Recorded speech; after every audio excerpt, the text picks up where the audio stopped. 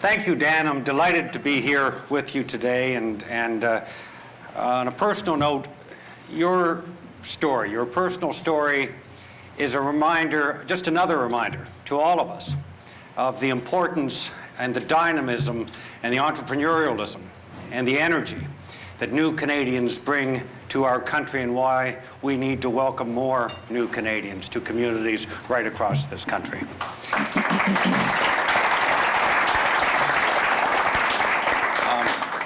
You mentioned the threats of cybersecurity, and we as a government take it very seriously. And I have some experience in terms of cybersecurity over the last period, but also fundamentally the notion of being attacked 50 to 60 times per day.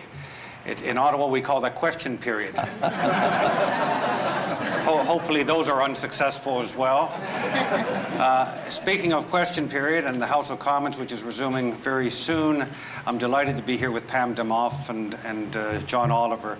You have very fine members of Parliament who have garnered the respect of their colleagues in all parties in the House of Commons, who are doing a great job defending the interests of their constituents, but also playing a role in shaping the national agenda as part of our team in Ottawa. So I thank you as citizens for sending them to Ottawa to do such a great job. I also want to say, Bruce Galloway, it's great to have you here, the new Chancellor of Acadia University, which is incidentally Canada's finest undergraduate university in Wolfville, Nova Scotia. It is a great place where Upper Canadians have been educating their children for a long time. In fact, our Finance Minister, Bill Morneau, has 2 children going to Acadia University right now. Also, Drew Redden. Great to see Drew. Drew, great family, great roots in Hants County, Nova Scotia, Windsor, Nova Scotia. Drew grew up in Wolfville. Great family, great people, great entrepreneurs, multi-generational small business operators, just great people. And in fact, Drew grew up golfing at the Kenwo Golf and Country Club. That's between Kentville and Wolfville, Nova Scotia. It's a great place, beautiful, great. You know, I'd say Glen Abbey's almost on par with Kenwo. The only complaint I have about Kenwo these days is it's become very expensive. It's almost, and I'm on a fixed income. It's like almost $700 a year in fees now to golf at Kenwo, and I don't know how. I hope you people are more reasonable about those kinds of things up here.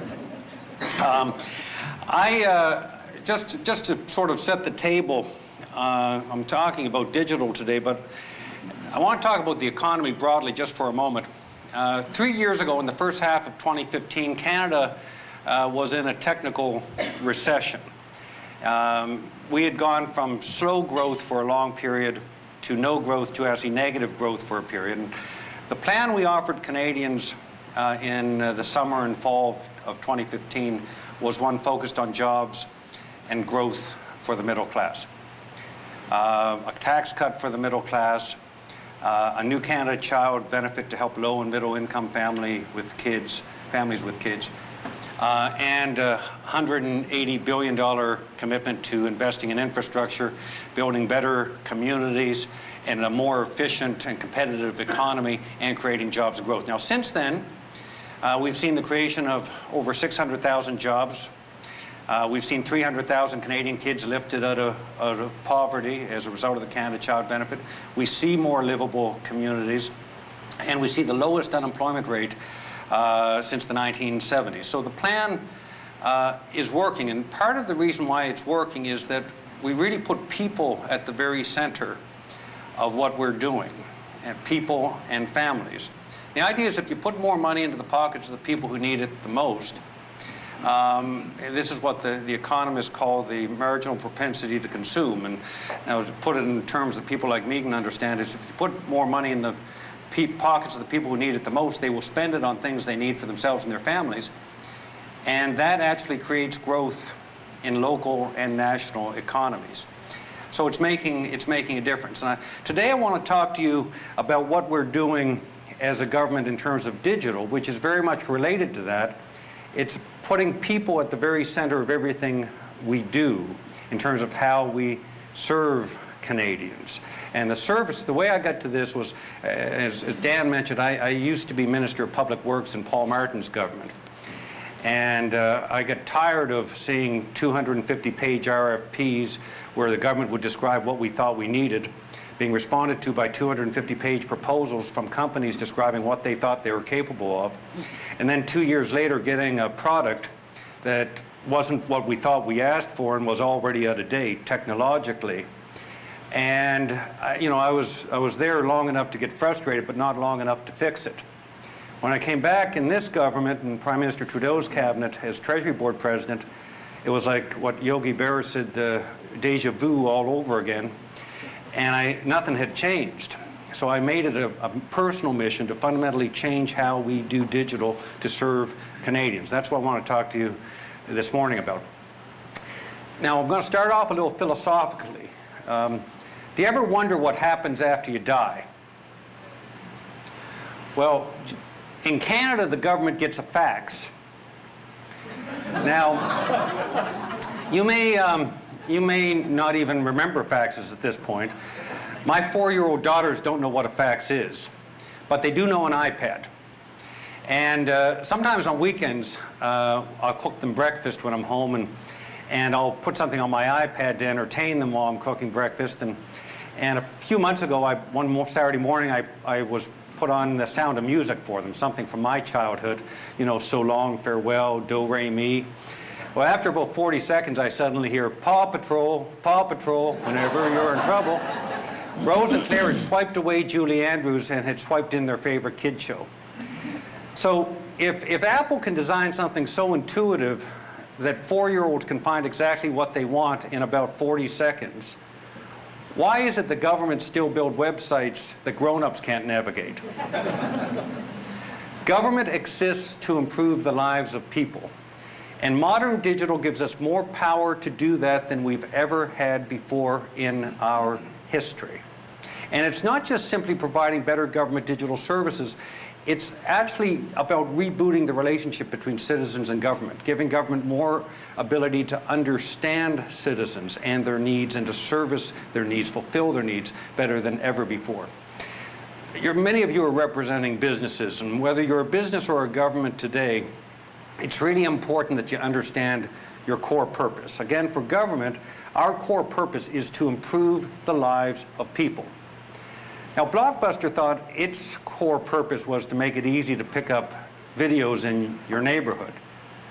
Whereas Netflix actually understood that what people really wanted was entertainment at their fingertips, and they didn't care how it got there. So Netflix actually started off delivering videos right to your door. So when digital delivery changed the game, Netflix was ready. Blockbuster wasn't even on the field. We can't be a Blockbuster government serving a Netflix citizenry. Now, Netflix had an advantage over government. Netflix was a startup.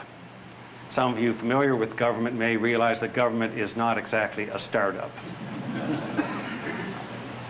So how do we create that digital startup mindset within a government? Sometimes successes start with really big failures. So on October 1st, 2013, the US government launched Obamacare. On that day, 4.7 million Americans tried to register on healthcare.gov. Only 6 people succeeded. It was one of the biggest government IT screw-ups in history. I am so glad that the government of Canada never has any digital or IT screw-ups. President Obama, in his response to the situation, adhered to the adage, you never waste a good crisis. And what he actually did was create a digital startup right inside the US government. It was called 18F, US Government Digital Services. And they brought in some of the top tech minds from places like Silicon Valley. Not just to fix big government IT screw-ups, but to fundamentally change how digital services were designed. And similar government digital services units have been set up in the UK, in Australia, more recently in Ontario. and in Canada, the Government of Canada, we have formed one over the last year. In fact, the person who's running ours is Aaron Snow, who is the founding director of President Obama's U.S. government digital service. He's moved to Ottawa, brought his wife and his children to Ottawa. They moved in February, which shows you some level of commitment. Now, what these government digital services units have in common is that digital startup mindset. So what that means is there's three basic principles to this.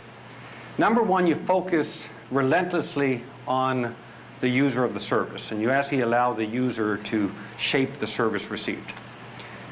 Number two, you got to be agile and iterative. You start small and you scale up. You try new things. Number three, you've got to work in the open. The more you share, the more you gain. So I want to unpack these for you. In terms of being user-centric and focusing on the user, if you start with people, and think of Amazon as an example. Amazon didn't just take the transaction of buying something and move it online. Every time you buy something from Amazon, they pay attention to you. They listen to you and they understand you better. So that the next time you buy something, they can actually help provide you with a better service tailored to your needs. Why can't government do that? Ask yourself, why is it that when you renew your passport, you can't get the same quality of digital service that you get from Amazon when you buy something? Now, that's a fundamental shift in terms of how businesses are enabling customers to actually shape their services, and government has the capacity to do the same thing. The second principle is being agile and iterating and trying new things. And if they fail, pulling the plug. If they succeed, trying them somewhere else and scaling up. Sometimes a small change makes a really big difference. I'll give you an example. The Government of Canada gets about 100,000 access to information requests every single year. About half of those go to the Department of Immigration. A big chunk of those are just people checking to see if the government has actually received their application. So the solution that we implemented a little while ago, put a barcode on the application so that when it comes in, the applicant gets a text or an email immediately letting them know that we received their application. It was a small change, but it's already made a big difference in the lives of a lot of people. So now we're working on a long-term vision to develop a Canada immigration app. So wherever you are in the world, if you're interested in immigrating to Canada, you can research the immigration process, learn more about Canada from your smartphone anywhere in the world. You can actually start your application process. You can apply, and then you can track your whole process of immigrating to Canada online, just like you can track an online purchase from Amazon. That's the long-term vision. Now, the reason why I talked about the long-term vision is that is a reminder that it really started with one small change, a barcode pilot. And that's the whole key. You don't try to boil the ocean. You start with something small, you get it done, and then you learn from it, and it informs future progress and changes. Now, the third area is to work in the open, and being open by default. Open data, open source, and open innovation. So whose life today was improved by open government data? Well, if you used a weather app, or if you Googled a destination, those apps are actually fueled by open government data. And what's really powerful, what's really cool is when you combine open data with open source, and you get smart people working inside and outside of government, sharing data and tools and code, all focused on improving people's lives. That power of open innovation wasn't even available to us just a decade ago. So those are the three principles of modern digital service. But before we can really embrace them as government, we've got to bust some myths. These are myths that are holding us back. They're roadblocks on the road to good digital. The first myth is the notion that digital is inherently less secure with your data and your privacy than analog systems, and that people are averse to using digital because of that. The second one is that people prefer analog services anyway. They really prefer face-to-face delivery or phone delivery over digital. They're averse to using it. And the third is that somehow low-income or vulnerable citizens don't stand to gain from digital. Let's start with the first myth, and that is that somehow people are averse to using digital because of they're concerned about their security. Well, that doesn't actually jive with the fact that 90% of Canadians do their taxes online, or that 70% of Canadians, almost 70% of Canadians, do almost all their banking online. I don't know whether you've spent time looking at international models in this sense, but Estonia, in a 30-year period, has gone from a Soviet republic to the digital republic. And in Estonia, everybody has a government digital ID, and they use it for everything. And in Estonia, if a government employee checks your file for any reason, you get a text or an email immediately. And if the government employee has checked your file without a good reason, he or she will be in trouble. People have been fired. People have faced criminal charges. Ask yourself, when was the last time a government employee checked your paper file? Fact is, you don't know. So the second myth is that people really prefer to be served face-to-face, and if they have the opportunity, they really prefer that, or phone services. Now, if that was really true, Blockbuster would still be in business and Netflix wouldn't have 7 million customers in Canada. Closely related to that myth is the one that seniors don't do digital. That may, in fact, be the case for my 95-year-old father. But Dad never really embraced the microwave oven either. But he loves birthday parties with my daughters, who are, there's 90 years between my father and his granddaughters, Rose and Claire. Now, Max's parents, my parents-in-law, they are in their 70s, and they do everything online. They bank online. They FaceTime with Rose and Claire. They shop online a lot, usually for Rose and Claire. And they do their taxes online. The last thing they would want to do is get in their car and drive to a government office during regular business hours, take a line and wait for a service. And they don't want to be waiting on the end of a phone line listening to government music, which is quite possibly the worst music. My favorite story to illustrate this point that seniors have gone digital is the story of a great man, Esmond Alcock, out in Saskatchewan. Mr. Alcock recently passed away, but he had a great life. He was Canada's oldest man, 108 years old. This picture is from his last birthday, and they had a big party for him. He enjoyed it very much, and his 78-year-old son, Dale, couldn't make it to the party. He lives somewhere else. But they FaceTimed before. In fact, they FaceTimed every single day. So any doubts about seniors doing digital, Esmond Alcock, the late great Esmond Alcock, and his 78-year-old son Dale will should tell you otherwise.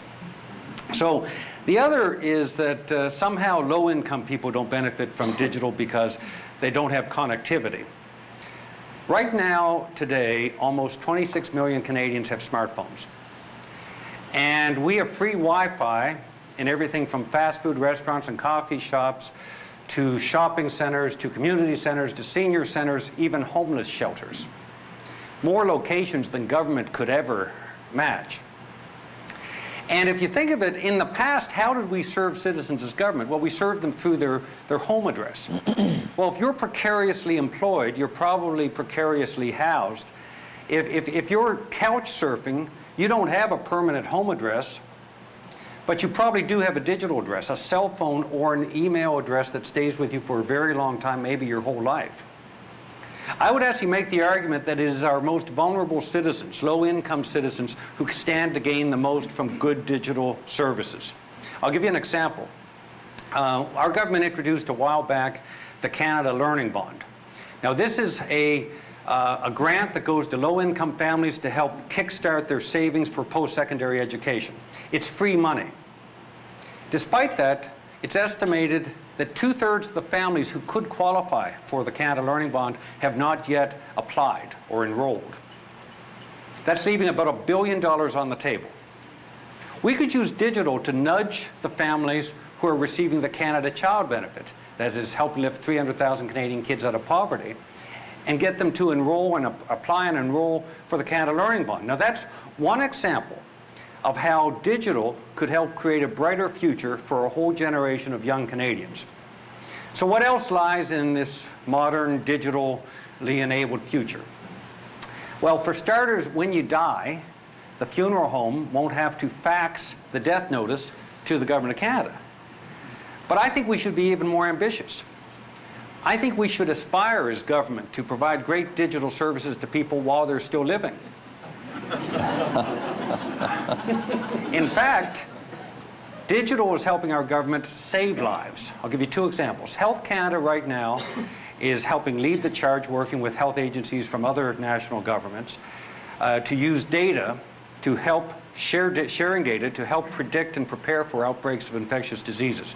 What we're doing is sharing emergency room trends from Canadian hospitals and hospitals around the world, and weather and travel patterns, all to help predict and prepare for the outbreak of infectious diseases and save lives. We're also using AI to monitor public social media posts of parents when they complain about toys malfunctioning or breaking. If a toy malfunctions or breaks and a parent complains in a public social media post, we take note. If a trend develops around a particular toy, we can contact the manufacturer and we can help save kids' lives. So I've talked about digital at the end of your life, digital saving lives. What about digital just making life better? Like in Estonia, where you never have to wait for a government service. In fact, in most cases, you don't even have to apply, you're just automatically enrolled. Or in the UK or Denmark, where your tax form is filled out automatically. And once a year, you get a text or an email with your completed tax form, and you look at it, and if there's a problem, you can raise it then. If there's not, you could submit it from your smartphone. Imagine doing your taxes on public transit on the way to work in the morning in 2 minutes. So sometimes when I talk about digital and IT projects and rebooting the relationship between citizens and government, I get very excited. My colleagues in cabinet sometimes get kind of nervous. They'll ask me questions like, Scott, do you really think we can do this digital thing? I'll say, well, that's kind of like asking, do you think we can do this breathing thing? Because in 2018, you're either digital or you're dead. If you're a company and you don't get digital right, you're out of business. And if you're a government, you don't get digital right, you're out of touch. If citizens can't trust us with the basics, how can they trust us with the big stuff?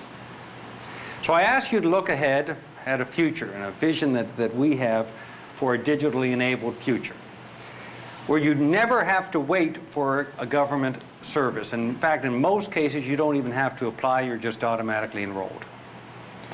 Where smart people inside and outside of government are working together, sharing code and data and tools and ideas, all to improve your life, maybe even to save your life. Where services you have not yet even imagined become available at your fingertips, because government exists to improve the lives of people. And there really ought to be an app for that. Thank you very much. Have a seat over here. Oh, please. So they've actually told me that's your best side. Apparently, I don't have one of those. So. Left, right, doesn't matter to me. I'm a centrist. There we are. Well, thank you very much for that. Great. Very interesting. So the idea of digitization for the citizenry, I think you've made a very compelling case for that. What benefits are there for business? Is there a way that digitization can help us cut through what we're hearing in our advocacy surveys around just the amount of red tape that it requires to run a business in Canada? Well, I think there's a real benefit to business and small business, particularly around mobile delivery. A lot of small businesses start up today where somebody using an iPad or an iPhone as one of their principal means of digital work. And so the degree to which we have mobile apps that enable small businesses to work with government, to do regulatory work, to pay or to fees, or to the degree to which we streamline that and deliver those services through mobile, I think can make a lot of difference for small businesses, but for businesses of all sizes. First of all, the regulatory burden on businesses today is a real challenge. We get that, and we're doing, as Treasury Board, we're doing a horizontal review of the entire regulatory framework writ large right across the government of Canada. And we're doing that with stakeholders, businesses being front and center of what we do. And what we are starting to hear is that, in fact, one of the problems we have is duplication, redundancy, frustration that small businesses particularly are spending an inordinate amount of their time just trying to comply with a multitude of regulations from not just the federal government, but provincial and municipal governments. The degree to which we can work with all levels of government to streamline that and create sort of a one-stop approach through digital portals and apps, mobile apps, I think can make a real difference. The other aspect of it is that agile procurement creates opportunities for a wider range of vendors to participate in government procurement. We are, you know, if you look at the old waterfall style of procurement that government used to do, when you require, you know, vendors to provide 250-page proposals, you get the only vendors who can participate in those are the people who have a lot of people writing 250-page proposals. So we end up, you know, hiring the vendor who writes the best proposal. There's startups out there who can develop working prototypes that may actually solve the problem better than some of these other companies, but they're not as good at writing the proposals. So we're moving from looking for 250-page proposals to looking for working prototypes that we can put in the hands of users to actually see what works and what doesn't, and more show and less tell, fewer blind marriages and more constant dating with vendors. That's not a reflection on my marriage. I'm very happy. There. So I think in many ways you've answered what I was going to ask you next, but I want to give you an opportunity to maybe tie it all together. You cited the example of Obamacare. Certainly in Ontario, I think everybody in this room is familiar with the e-health strategy that the government tried to employ. In many cases, trying to digitize any amount of government services, to my opinion, has seemed that they're just too big. They're impossible. I think what you're saying is to compartmentalize them or start with some small wins might be the opportunity to move forward. But can you talk about that? Because, you know, we talk about Phoenix or we talk about e-health. You had to bring that up. I'm sorry. You know, some of these things just seem too large of a project to undertake. Yeah. Well, Phoenix, just to put it in perspective, was an example of where you try to treat digital transformation as a cost-cutting exercise. There may be savings. In fact, there will be savings as a result of a lot of digital transformation, but it doesn't come at the time of the transformation. It comes down the road. And if you gut the legacy system by eliminating 700 pay advisors before the new system is actually operable, you're very vulnerable. And I think most people in here in businesses would understand that you keep the legacy system until the new system's operating. You also do end-to-end user testing. Again, focused on the people who actually be the customers, in this case, public servants. So what we're doing as we move forward with the new pay system, and we've got a vendor day coming up on September 19th, is we're going to do a sandbox approach, where vendors are going to be providing working prototypes, which will actually be tested and compared in departments and agencies paying public servants. This will, over the next several months, we will have a clearer idea in terms of the way forward of what the next pay system is going to look like. But it's going to be based on actual customer experience. And we see the public servants as the customer. I'm old-fashioned about this, but I really believe that workers should be paid on time and accurately. You know, this has been one of the most frustrating digital or IT situations I've ever seen. And fixing these things is not as easy sometimes as building something new. The technology changes and the methodologies change. But it's not just governments that face challenges. I mean, the number of Fortune 500 companies that have had multi-$100 million write-offs around these projects are multitude. I mean, this is not unique to government, but there has been a fundamental shift from the traditional way companies and governments managed digital transformation and the way modern agile digital practice is implemented today. This shift in government, any shift in government, requires a lot of persistence and political championship, because the inertia within any large organization against change is very significant. And the other thing that happens in government is that you get these big IT projects that aren't really working out that well, and they come to Treasury Board and they say they need more money for it, and otherwise the wheels are going to come off it. And you get kind of caught stuck under the tyranny of sunk costs, and you keep lumbering along with these big zombie projects. And the fact is that neither ministers nor senior public servants want to be the ones who pull the plug on something. But sometimes the best thing you can do is to cut your losses and write off something that's not going that well and do something different. But there's an inherent risk in that, but it's sometimes the right thing to do. And we want to replace a culture of risk aversion in the Government of Canada with one of experimentation, where public servants are empowered and incented to actually try new things and to report both the successes and failures, so that we can learn writ large from the failures and we can scale up the successes. That's a culture shift. The Auditor General has spoken to this culture issue. But it's not going to happen unless we are providing the political championship, and we're clear with public servants that we've got your back and we want you to try new things and we want you to be more entrepreneurial. I think you've actually touched on this question. We had this submitted when your presentation was announced. Somebody sent this to us, and they talked about digital transformation going hand in hand with innovation and a creative culture. And so the question was around what opportunities do we have to create a new culture for the federal government? So I think you've touched on that, but do you want to expand?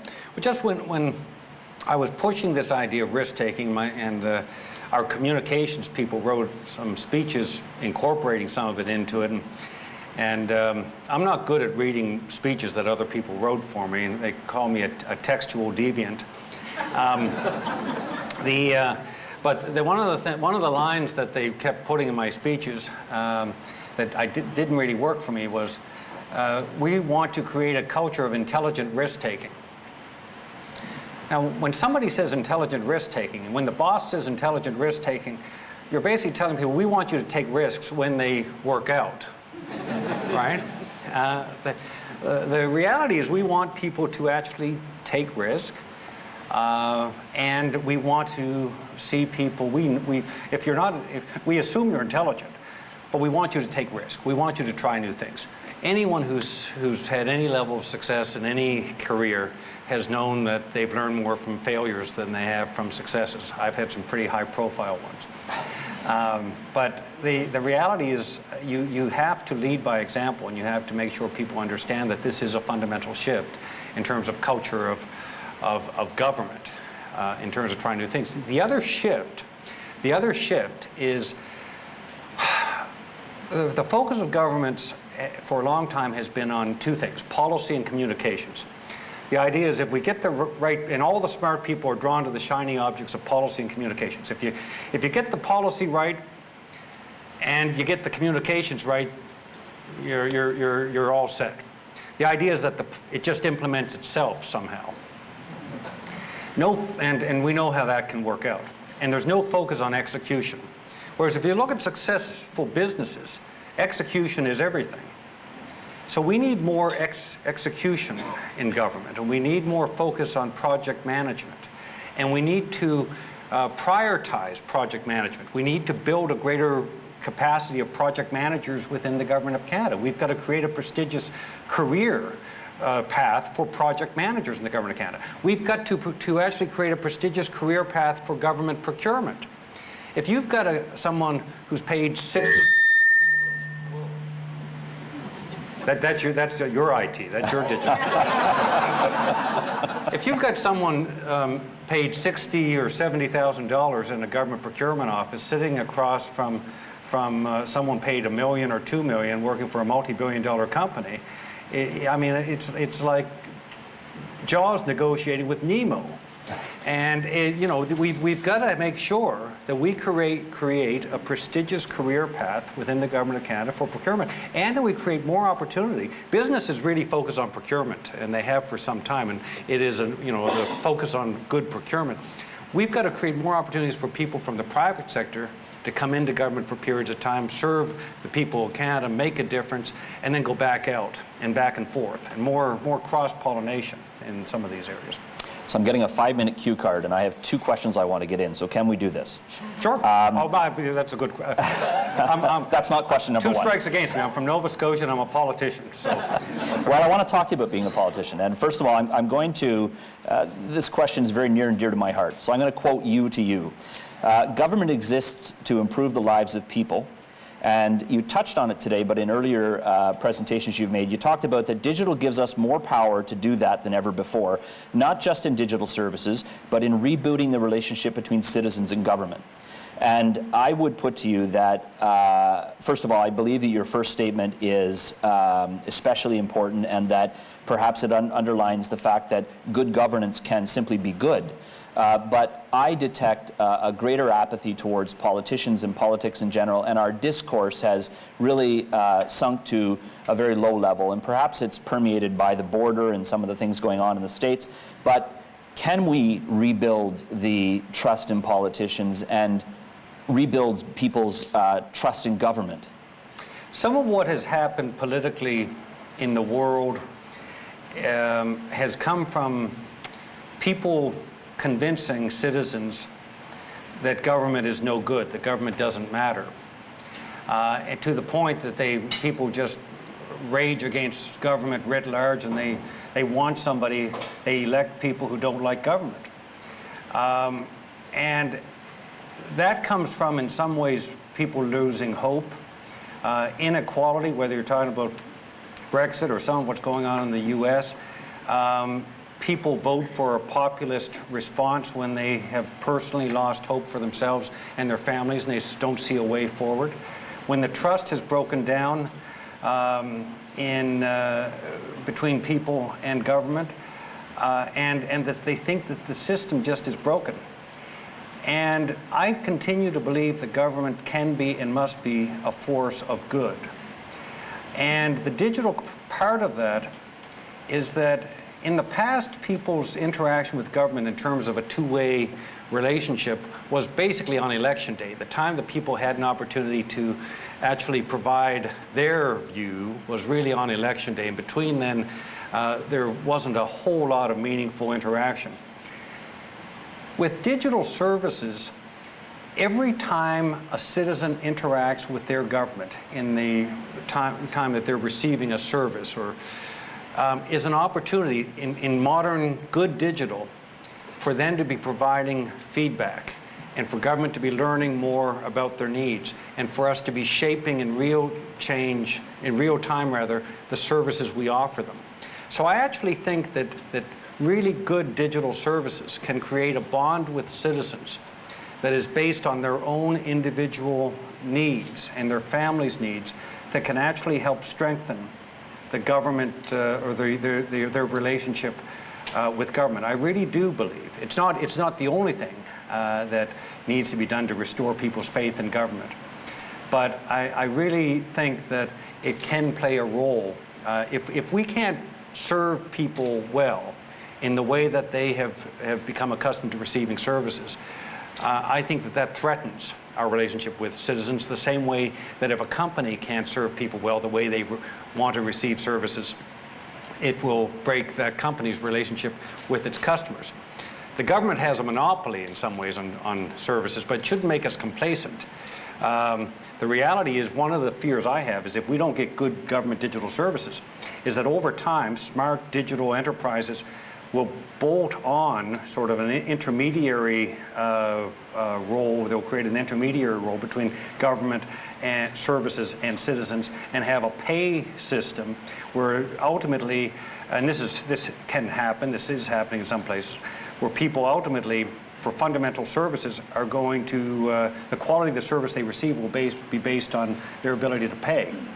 And it's our most vulnerable citizens, the people who need government services the most, who can afford to pay the least, who need to be given really great services. So I think there's an inequality aspect to this, that and a social justice issue to good digital services.